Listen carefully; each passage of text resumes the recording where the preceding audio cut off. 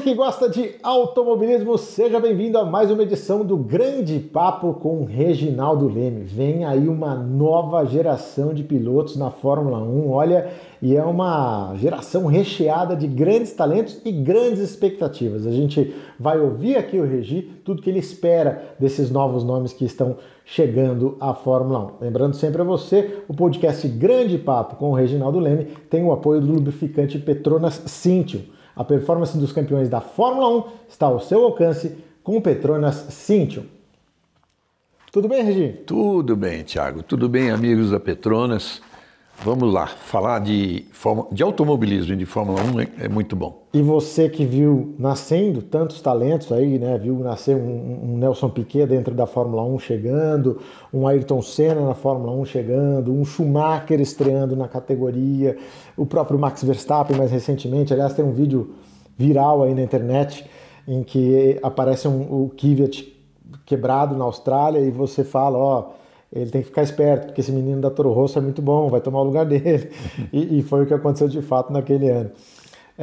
Então eu queria te ouvir, Regis, com toda essa experiência que você acumula de tantos talentos que você já viu chegando na Fórmula 1, quero primeiro falar do Andrea Kimi Antonelli, piloto que vai substituir o Lewis Hamilton na Mercedes AMG Petronas a partir do próximo campeonato. Vem aí um novo fenômeno, o que você sabe dele e o que a gente pode esperar do Kimi? Eu sei que o desafio é grande, né? Mas o que ele fez até hoje, embora na Fórmula 2, não sei se ele abriu mão, porque o Hamilton revelou muito cedo, né, que ia sair, não sei se ele abriu um pouco mão da Fórmula 2 e ele não está indo bem, né? Ele deixou até, né? Na verdade, ele continua, mas o que acontece? Eu acho que a equipe deles não se deu bem com esse novo carro, né? Então, tanto ele quanto o Oliver Berman, que é o companheiro de equipe dele, não foram bem. E justamente dois nomes que estão sendo falados agora. Então, acho que tem um crédito aí da equipe também que não foi legal. Um débito. Um débito, perdão. A carreira dele mostra que ele será um gênio. Agora, quando o piloto chega para a Fórmula 1 e se revela um gênio, como ao contrário. O piloto que é gênio em outras categorias chega na Fórmula 1, fica travado, né, não anda.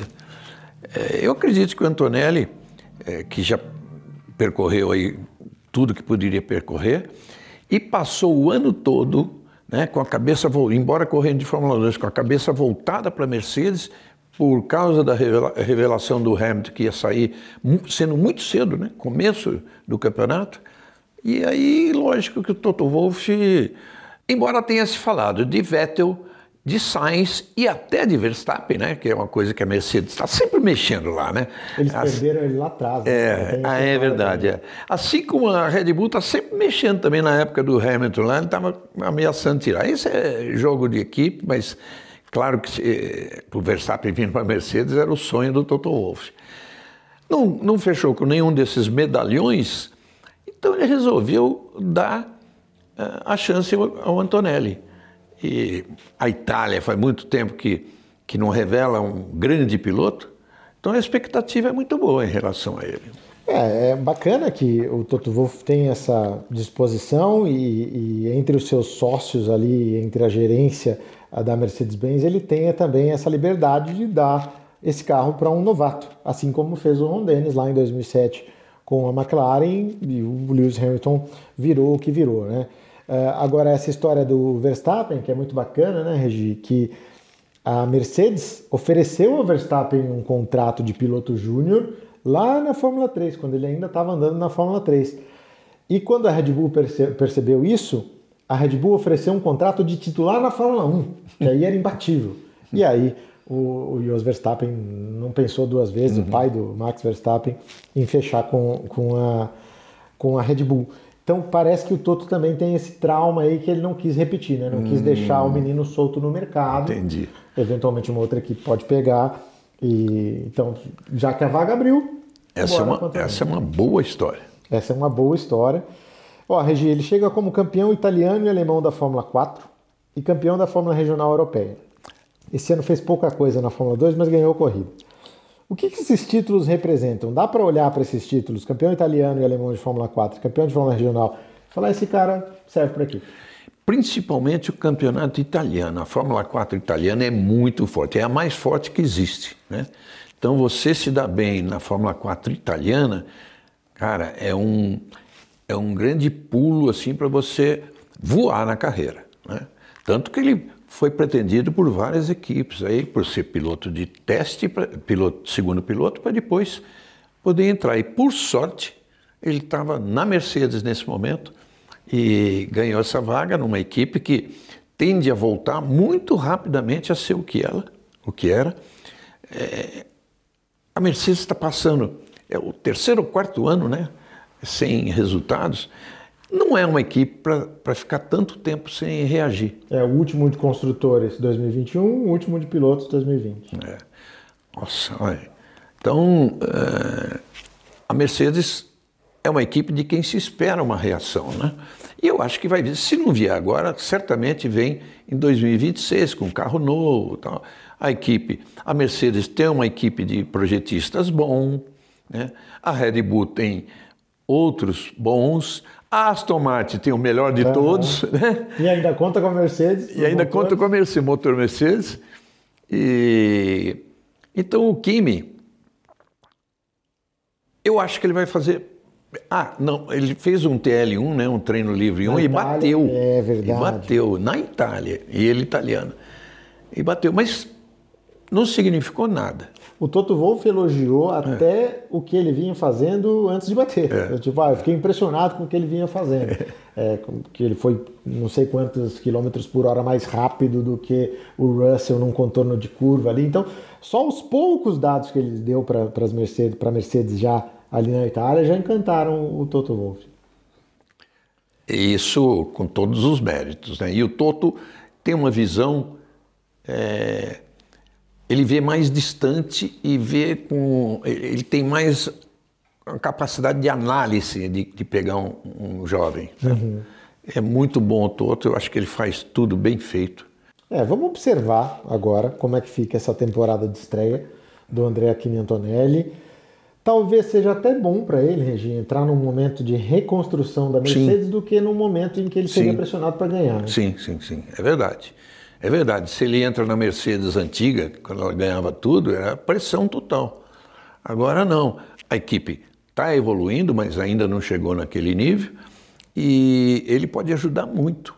Ele deve, teoricamente, chegar sem pressão, né? Eu não o conheço assim, não conheço ele pessoalmente, se ele é um cara sujeito à pressão ou não. Parece que não. Não tem demonstrado se abalar, não. Isso é muito importante. Aliás, o acidente pode ser até excesso de confiança, não o contrário, não pressão. Isso é muito importante.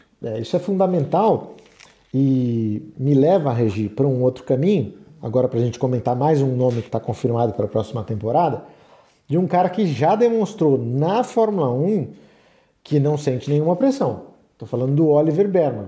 Piloto mais jovem da história da Ferrari, né? 18 anos de idade, lá substituindo o Carlos Sainz na Austrália, depois teve uma chance substituindo o Magnussen também, na Haas, e agora confirmado na Haas para a próxima temporada. Falei aqui no começo do programa, ele e o Antonelli foram companheiros de equipe na Fórmula 2 esse ano, ambos tiveram dificuldades, o que explica um pouco da questão aí. O que esperar do Oliver Berman? E pode ser o substituto ideal, já que ele é piloto Ferrari, do Lewis Hamilton daqui 3, 4 anos lá na Ferrari? Claro. Eu não sei quanto tempo o Hamilton vai ficar, mas ele... Acho que nem ele. Porque isso passa pela cabeça dele constantemente, com certeza. E como passa na cabeça do Verstappen, hein?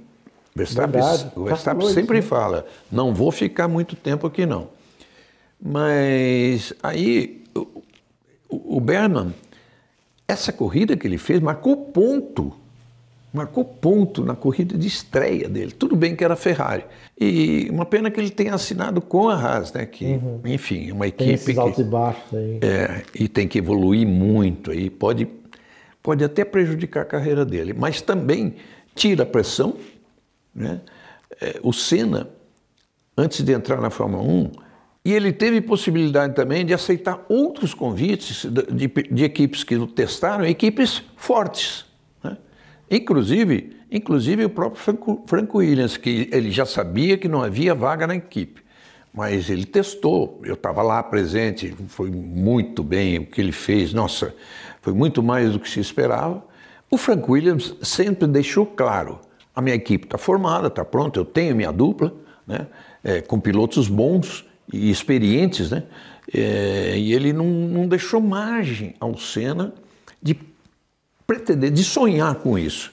Mas ele ficou surpreso com o teste também, muito surpreso, tanto que 10 anos depois, né, houve essa junção, né, Franco Williams com Ayrton Senna. O Senna tinha um respeito pelo Franco Williams e vice-versa enorme, enorme. Mesmo correndo por outra equipe, eles se encontravam muito, conversavam muito. Isso aconteceu sempre. Mas o Frank tinha seus pilotos confirmados, né? O Keck Rosberg, então já campeão do mundo, e o Jacques Laffite, com muita experiência, que chegou a ser vice-campeão, bateu na trave, principalmente em 81, aquele título do Piquet. Então não havia lugar. Mas aquele registro do Senna ficou na equipe toda e na cabeça do Frank Williams. Houve muitas brincadeiras, né, naquele dia de teste em Donington Park. Eu era o único jornalista presente, né? Foi uma combinação nossa e tal, de eu ser o único. Aí a gente dormiu no hotel da pista, tá? Uhum. Então a gente acordou, tomou um café rápido e ele me levou. Na época ele tinha um Alfa Sud prata e ele me levou para a pista. E eu e o cinegrafista, que era o Sérgio Guios. Então nós fomos para lá. Tem toda aquela história, né, que se conhece, né, bater no carro, falar, papá, é hoje, toda aquela história. E aí, os mecânicos da Fórmula 1 sempre são muito brincalhões, né? Os ingleses têm as piadinhas deles. Então, é muito comum, quando você vai sair para um treino, o cara escrever, olha, cuidado, pastilhas de freio novas, cuidado, câmbio novo, enfim. E ali não tinha nada disso e tem, cuidado, piloto novo. Boa. E foi um treino muito bom. E depois ele teve outra chance também, né? Mas, olha como ele é. Claro que ele gostaria de estar numa equipe que pudesse ganhar a corrida no primeiro ano, né? Mas ele tinha tanta confiança no que a carreira dele seria, que nesse dia eu perguntei para ele, o que falta para você assinar com o Frank Williams, que não seja 84, mas 85? Ele falou simplesmente o seguinte, falta ele abrir o bolso. Né? É muita confiança. Bom, aí não deu certo e ele inteligentemente escolheu a Toleman, uma equipe fraca, né? Uma equipe fraca. Ele tirou a pressão dele. Verdade. Fez corridas espetaculares, tem aquela de Mônaco, aquele segundo lugar, que poderia ter sido primeiro. Sim. E fez outras grandes corridas aí pela equipe.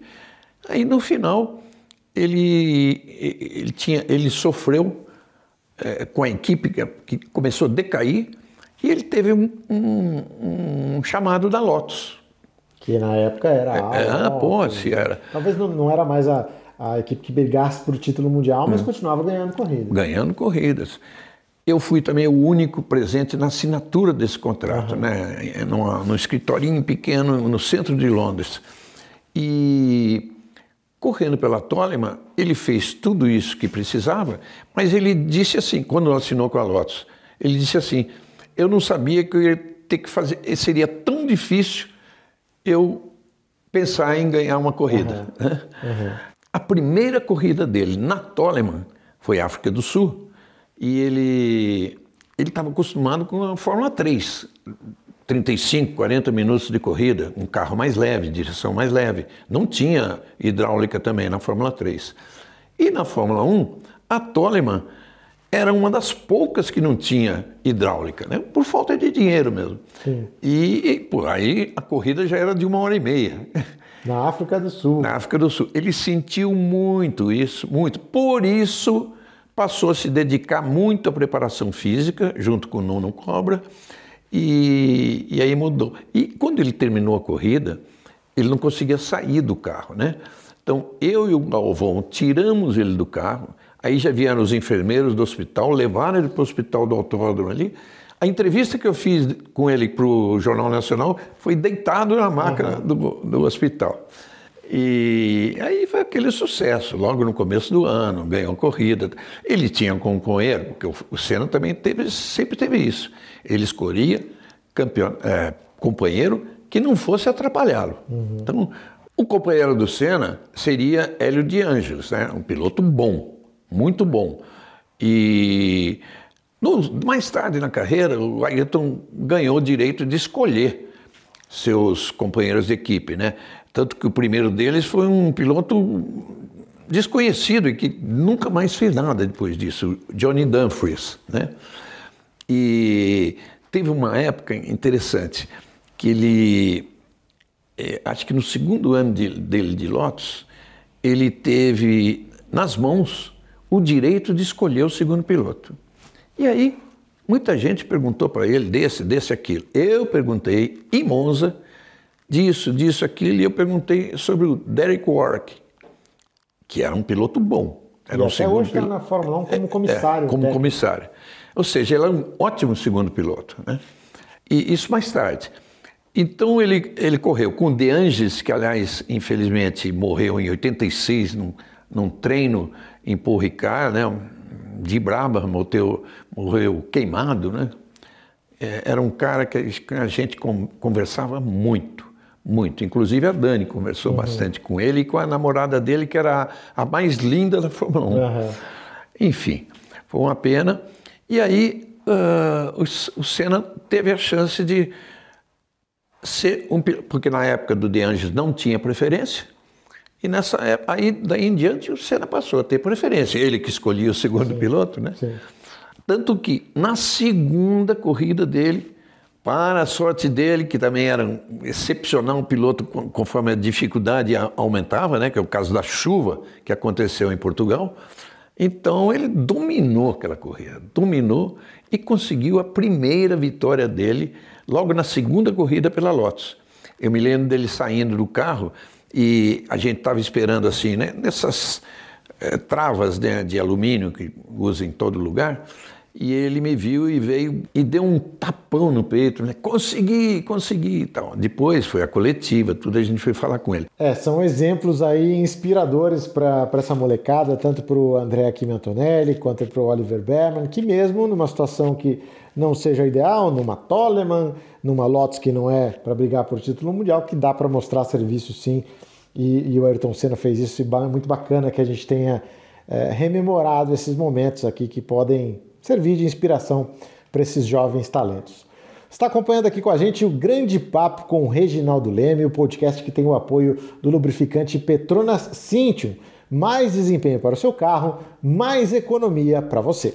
Regi, temos também aí a chegada de Jack Durham, piloto que é filho do Mick Durham, pentacampeão mundial de moto velocidade, e que vai entrar numa vaga que não é das melhores, mas acabamos de falar aqui que qualquer oportunidade é válida e pode ser trabalhada, né? Claro, qualquer oportunidade. Eu tenho comigo o seguinte, a sua entrada pode ser uma equipe fraca, mas aí você tem que ser melhor, mas muito melhor do que todo mundo considera. Ou seja, no caso do Senna, ele entrou como gênio já na Toleman, né? Então, obviamente, daí para frente ele ia pegar equipes boas. E como a Austrália sempre teve uma tradição de trazer grandes pilotos, né? Começando com o Jack Brabham, que foi tricampeão, depois teve Mark Webber, né? Teve Alan Jones, campeão do mundo, e menos importantes de qualquer forma, mas recentes, a gente teve Daniel Ricciardo, que ganhou corridas, lutou por título, e a gente tem agora o Oscar Piastri, né? Então, a Austrália sempre deu bons pilotos. Tem um vácuo sempre grande entre uma geração e outra. Tal. Ele tem um pensamento forte, ele tem uma mentalidade forte para enfrentar a Fórmula 1. Isso talvez tenha puxado do pai dele. O Mick era um cara assim, muito legal, mas era dificílimo ele aceitar falar no microfone, entrevistar. Dificílimo, ele fugia de todo jeito. Um dia, uma prova em Interlagos, tinha uma divisão da cerca lá que tinha uma porta, e ele, no que ele entrou, não deu para fugir de mim, né? Uhum. Eu vi a cara dele, tudo, mas aí fiz 2 perguntas, ele respondeu e pronto. Mas era muito difícil. Bom, já temos aí uma evolução da espécie, então, porque o Jack Durham já é mais tranquilo. Mais tranquilo, né? Que bom, que bom. Regi, e ele vai ter como companheiro o Pierre Gasly dentro de uma equipe francesa, que é a Alpine, claro, com a sua sede na Inglaterra, como várias outras, todas as outras. Mas, no caso, com um DNA francês. O que esperar do Jack Durham lá dentro? Você acha que ele pode se impor ao Gasly?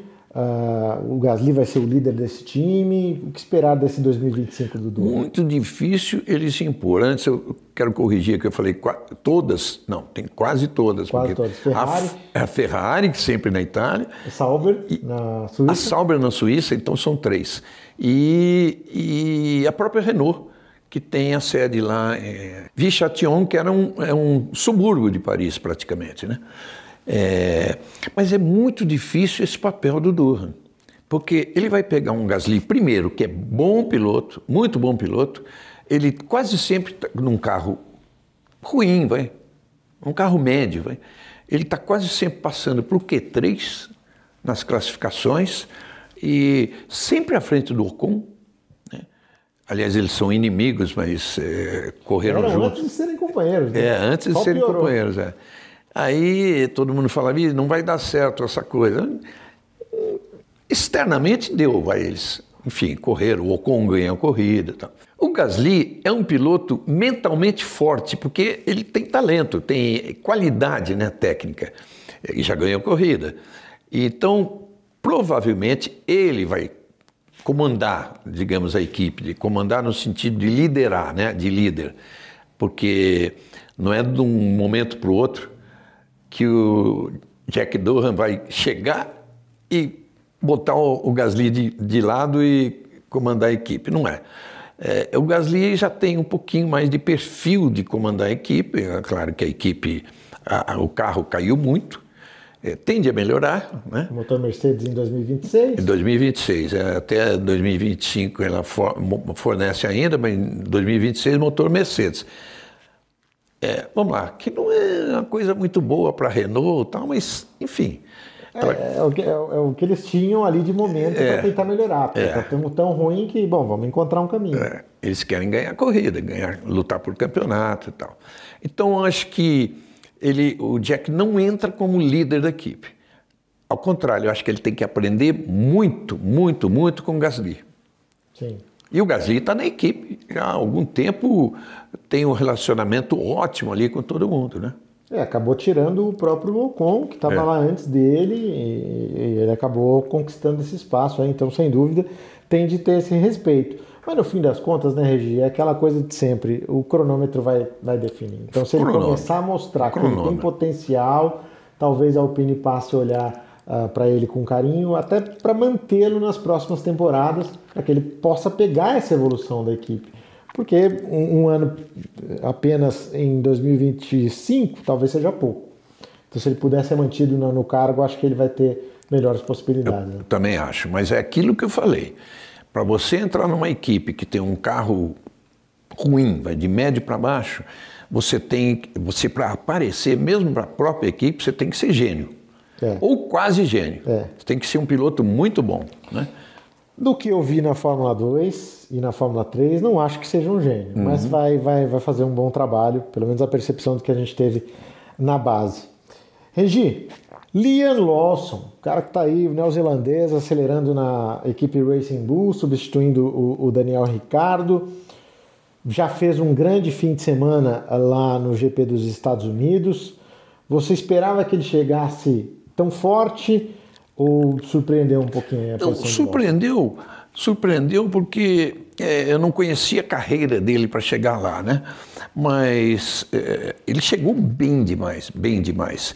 E a Nova Zelândia tem uma história muito forte, é tradicional na Fórmula 1, inclusive com o Bruce McLaren, que fundou a McLaren, foi piloto, morreu pilotando o McLaren, e a McLaren está aí até hoje. né? Sim. Então, e depois, por exemplo, mecânicos. Como começa a vir mecânicos da Nova Zelândia e vai trocando geração em geração, se você for hoje na Fórmula 1, você vai achar 20% de neozelandês. Tudo isso por uma escola, né? Uma escola. Um automobilismo interno forte. Isso, interno forte. Eu acredito que ele possa ir bem, né? Mas tem aquela história, tem que ir muito bem. E é o primeiro ano. Agora tendo essa chance. Agora, a grande questão é a seguinte: Sérgio Pérez tem o seu lugar ameaçado na Red Bull. O Liam Lawson pode ser o cara que a Red Bull procura para ter ali ao lado do Verstappen, ou se o Verstappen sair, chegar ao Piastri, sei lá, como muita gente fala. Mas você acha que o Lawson pode ser essa peça para encaixar ali no ambiente Red Bull? Tem se falado muito nesse momento, né? É um piloto novo, mostrando talento, e ao lado de um Verstappen que a equipe sabe que vai sair. Não vai sair agora, mas sabe que é 1 ou 2 anos para ele sair. Então ela quer preparar um cara desse com talento, né, para ser um futuro Verstappen. Talvez até a eventual saída do Verstappen, eles até contratem um piloto experiente para correr ao lado do Lawson. Mas eu acho que não precisa. Esse já mostrou serviço e ele vai progredir. Mostrou serviço nesse ano e vai progredir rapidamente. Eu fiz uma brincadeira recentemente nas mídias sociais em que eu disse que logo na primeira corrida ele irritou o Alonso.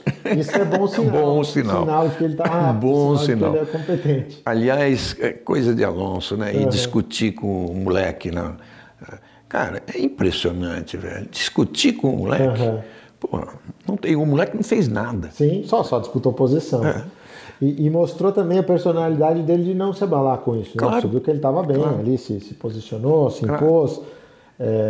Foi muito legal da parte dele também. Vários pilotos passaram por um momento em que eles estavam conversando, eu não vi, a televisão não mostrou, mas eu tenho certeza que assim, os mais experientes olharam pro Lawson e deram risada, assim, tipo, você tá com um cara que é assim. Né? E o Alonso, daquele jeito dele, né? Logo depois da entrevista coletiva, todo mundo foi perguntar para ele o que tinha acontecido. E aí ele vira e fala: eu não preciso me preocupar, a carreira que está em jogo é a dele. Então, quer dizer, é um cara realmente difícil, mas é mais uma amostra. Você chegou lá, você incomodou o Alonso, tem alguma coisa aí que precisa ser observada. Agora, Regi, uma coisa que eu sempre falo do Liam Lawson, e que nos mostra o quanto nós, brasileiros, temos de talento aí para explorar e, quem sabe, chegar para a Fórmula 1, é que o Lawson, na Toyota Racing Series, que é um campeonato lá da Oceania, da Nova Zelândia, ele perdeu para o Igor Fraga, piloto brasileiro, foi campeão da Toyota Racing Series. Na Fórmula 2, o Drogovic foi campeão em 2022 e o Lawson foi o terceiro colocado. Ou seja, a carreira inteira ele esteve atrás de brasileiros, que ainda não tiveram essa oportunidade na Fórmula 1. Vem aí Bortoleto. É o cara, a gente pode ter uma expectativa aí de vê-lo na Fórmula 1 em breve? Gabriel Bortoleto, né? Um menino, embora seja alto, um menino que eu vi praticamente começar ali. Até gozado que a gente fez um reality show filmando, toda a equipe que fez, né? A KTF. Então, e ele e o irmão Enzo lideravam aquela coisa e tal. E de todos os pilotos que tiveram lá, para a formação de piloto, era um lugar incrível, sabe? Tinha autorama, tinha mesa de sinuca, e a maior parte deles é maravilhosa. E a maior parte era aulas, né? Lugar para ter aulas de tudo, de comportamento, tecnicamente na pista e tal.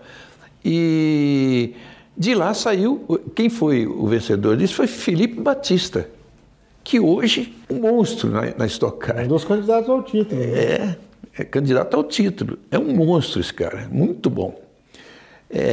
O Gabriel, quando ele foi, para mim, ele ainda era o garoto, filho do Lincoln, irmão do Enzo. Então, eu não sabia o que esperar dele. Mas nos primeiros testes de Fórmula 4, e ele mandava essas fotos e filmes para mim, ele e o pai dele, ele mandava direto para mim. Sim. Eu falei, puxa, o garoto é melhor do que eu esperava. Quando começou a competir, primeiro na freca, né? Exato. Fórmula 4, depois freca. Isso. E aí eu comecei a ver ele com mais talento, né? Mais talento do que eu esperava. Bom, na Fórmula 3, ganhou o campeonato de barbada. Na Fórmula 2, é o favorito a ganhar o campeonato. O que eu sei é que na McLaren ele é muito querido. Tudo que ele faz no simulador, pelo garoto que ele é, pelo que está mostrando agora na Fórmula 3, na Fórmula 2. O Tony Kanaan, que trabalha na McLaren, me disse que o teste que ele fez com a McLaren lá no Red Bull Ring foi o melhor entre todos os pilotos que guiaram o carro mais antigo. E aí você tem Pato O'Ward, você tem Mick Schumacher, tem uma turma grande aí. Então é essa visão que a McLaren está tendo dele. Eu acredito muito. Agora eu passei a acreditar muito nele, muito. E você vê que ele vence com naturalidade, sabe? Ele às vezes já superou obstáculos fortes em corridas, tal. Teve momentos ruins, né, que poderia mentalmente ter afetado, e não, cara. Ele entra na corrida mentalmente assim, vou ganhar isso. Em Monza, ele teve um erro na classificação, teve de largar lá de trás, ganhou a corrida no domingo. Impressionante. Isso é impressionante. Isso impressionou os próprios pilotos, sabe, da categoria. Jamais se espera nisso, né? O cara largar em último e ganhar a corrida. É isso, meus amigos. Vocês estão curtindo aqui com a gente o grande papo com o Reginaldo Leme, sempre com o apoio do lubrificante Petronas Cintium. A performance dos campeões da Fórmula 1 está ao seu alcance com Petronas Cintium. Regi, obrigado mais uma vez aí por essa aula desses novos talentos, desses jovens pilotos, do que a gente esperar. E que bom que temos uma geração nova vindo aí, né? A gente passou de um ano para o outro, 2023 para 2024, sem mudar nenhum lugar na Sem mudar nenhum, Então que bom que agora a gente tem essas oportunidades. Teve uma janela rara, assim, né? Que é essa. A gente tem a oportunidade e acho que a gente vai ver todos eles progredirem muito. Muito obrigado a vocês da Petronas e tá aí mais um grande papo. Valeu, meus amigos. Um grande abraço.